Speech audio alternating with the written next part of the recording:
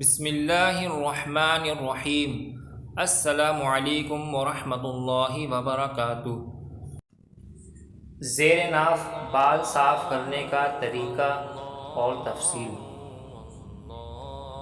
زیر ناف اور بغل کے بالوں کو ہر جمعے کے دن صاف کرنا مستحب اور افضل ہے، اور اگر ہر جمعے کو نہ کر سکے تو 15 دنوں کے بعد صاف کرے یا 1 مہینے پر صاف کرے، لیکن 40 دنوں سے زیادہ تاخیر کرنا یا بال کاٹنے میں اتنی تاخیر کرنا جس سے بالوں میں گندگی جمع ہونے کا امکان ہو، مکروہ ہے۔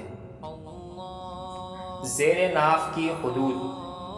آدمی کے اکڑو بیٹھنے کی حالت میں ناف کے نیچے پیٹ میں جہاں شکن پڑتی ہے وہاں سے زیر ناف کی حد شروع ہو جاتی ہے، لہٰذا اس جگہ پر اگنے والے بال دونوں رانوں تک اور اعلیٰ تناسل کے ارد گرد اور خصیتین کے بال و خصیوں کے نیچے کے بال، نیز پخانے کے مقام اور اس کے ارد گرد کے بال زیر ناف میں شامل ہیں، لہذا مذکورہ تفصیل کے مطابق پورے حصے کے بال صاف کرنے چاہیے۔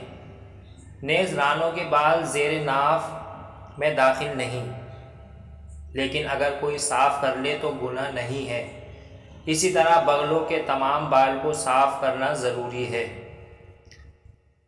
خواتین کے لیے فالتو بال کسی کریم وغیرہ سے صاف کرنا چاہیے۔ بلیڈ اور اس قسم کی چیزیں استعمال کرنا اچھا نہیں، کیونکہ ان کے استعمال سے بال کی جڑیں موٹی ہو جاتی ہیں اور جلد سخت ہو جاتی ہے، جو خواتین کی فطری نزاکت کے خلاف ہے۔ اس لیے خواتین کے لیے بلیڈ وغیرہ کا استعمال کرنا مناسب نہیں۔ تاہم بلیڈ وغیرہ کا استعمال ناجائز بھی نہیں، لہٰذا اگر کوئی خاتون استعمال کر لیتی ہے تو کوئی گناہ نہیں ہے، لیکن بہتر اور افضل نہیں ہے۔ نیز ایسے جدید آلات جن سے بالوں کی جڑیں یا بال یا جلد سخت نہیں ہوتے، ان کے استعمال کسی قسم کی کوئی کراہت نہیں۔